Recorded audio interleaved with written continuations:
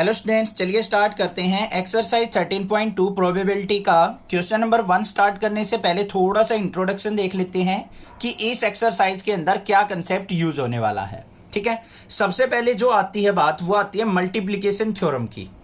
क्या पढ़ेंगे हम? Multiplication theorem. अब मल्टीप्लीकेशन थ्योरम क्या कहती है वो देखो। अब हमने क्या देखा था, पिछली जो एक्सरसाइज थी उसके अंदर दो इवेंट देखे थे हमने। एक ई इवेंट होता था, एक एफ इवेंट होता था, दोनों आपस में डिपेंड करते थे, तो हम वहां पे अपनी प्रोबेबिलिटी फाइंड आउट कर लेते थे। अब यहां पे क्या है, मल्टीप्लीकेशन थ्योरम हमारी कब यूज होगी? जब हमारे क्या हो, मोर देन 2 इवेंट्स हो। तो यहां पे क्या मान लिया हमने, 3 इवेंट है हमारे पास। Let E F and G are events. अगर 3 इवेंट इकट्ठे दे रखे हों तो हमारी कंडीशनल प्रोबेबिलिटी किस तरीके से फाइंड आउट होगी वो देखो ध्यान से। फॉर्मूला आपको देखना है इसका। तो probability of E intersection F intersection G is equal to किसके होगी हमारी? Probability of E into probability of E by F और into probability of G by E F.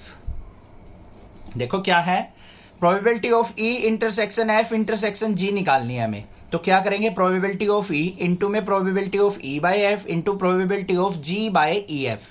E F की कंबाइंड प्रोबेबिलिटी के रिस्पेक्ट में जी की probability लेंगे। तो ये होती है हमारी मल्टीप्लीकेशन थ्योरम। उसके बाद आता है हमारा इंडिपेंडेंट इवेंट। Independent event. अब इंडिपेंडेंट के नाम से ही आपको पता चल रहा है इंडिपेंडेंट का मतलब क्या होता है। जब दो इवेंट आपस में एक दूसरे पे डिपेंड ना करे तो उस इवेंट को हम क्या कहेंगे, इंडिपेंडेंट इवेंट की कैटेगरी में यूज करेंगे। अब इंडिपेंडेंट इवेंट अगर मान लो हमें 2 इवेंट दे रखे हैं, ई और एफ, तो हमें probability of E intersection F निकालनी है। तो वो किसके इक्वल होगी? Probability of E into probability of F. तो ये होती है कंडीशन हमारी इंडिपेंडेंट इवेंट की। और अगर बात करें डिपेंडेंट इवेंट, डिपेंडेंट का मतलब क्या होगा कि 2 इवेंट ई और एफ आपस में एक दूसरे पे डिपेंड कर रहे हैं, मतलब एक के अंदर चेंजेस होने से दूसरे पे इफेक्ट पड़ रहा है।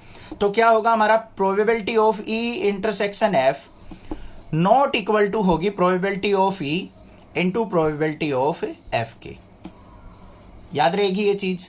लास्ट आ गई हमारे पास, क्या चीज है इसके अंदर? Mutually exclusive. Mutually exclusive. Mutually exclusive event क्या होंगे? 2 इवेंट जो बिल्कुल अलग हो एक दूसरे से। इंडिपेंडेंट में तो ये कंडीशन होगी हमारी, और म्यूचुअली एक्सक्लूसिव में क्या होगा, जो हम क्लास से 11th में वेंडर डायग्राम बनाते थे ना, तो एक इवेंट ये हो गया ई और एक इवेंट ये हो गया एफ। दोनों के बीच में 1% भी कुछ भी कॉमन ना हो, उस इवेंट को हम क्या करेंगे, म्यूचुअली एक्सक्लूसिव के अंदर काउंट करेंगे। मतलब probability of E intersection F जो है वो ऑलवेज क्या हो, नल हो, 0 हो। तो उस इवेंट को हम क्या कहेंगे, म्यूचुअली एक्सक्लूसिव इवेंट कहेंगे। समझ में आ गई बात? बेसिक चीजें पता चल गई हमारी इस एक्सरसाइज की। अब क्वेश्चन नंबर 1 पे नजर डाल लो, क्या दे रखा है हमें। प्रोबेबिलिटी ऑफ ए इवेंट दे रखी है 3/5। यहां से देखेंगे question number 1, probability of A दे रखी है हमें 3/5। प्रोबेबिलिटी ऑफ बी इवेंट दे रखी है हमें 1/5। हमें क्या करना है, find probability of A intersection B if A and B are independent event. यहां पे क्या कहा है, ए और बी क्या है, इंडिपेंडेंट इवेंट हो, तो हमें ए इंटरसेक्शन बी निकालना है। तो क्या फॉर्मूला होगा, probability of A intersection B is equal to क्या हो जाएगा, probability of A into probability of B. जो भी दोनों इवेंट है उनकी प्रोडक्ट कर देंगे तो हमारा क्या आएगा, इंडिपेंडेंट इवेंट के केस में इंटरसेक्शन आ जाएगा। समझ में आ गई बात? तो क्या आ गया, probability of A intersection B is equal to probability of A क्या है बच्चों, 3/5 मल्टीप्लाई प्रोबेबिलिटी ऑफ बी क्या है, 1/5। तो क्या आ गया, 3/5 5 जा 25। तो ये हमारे पास क्या आ गई, इंडिपेंडेंट इवेंट की probability, probability of A intersection B. Clear बात? समझ में आ गया? इस तरीके से हम इंडिपेंडेंट इवेंट की प्रोबेबिलिटी फाइंड आउट कर लेंगे। कोई भी दिक्कत लगे आप मुझसे पूछिए, अदरवाइज चैनल को सब्सक्राइब कर लीजिए। Thank you students for watching. Next classes video.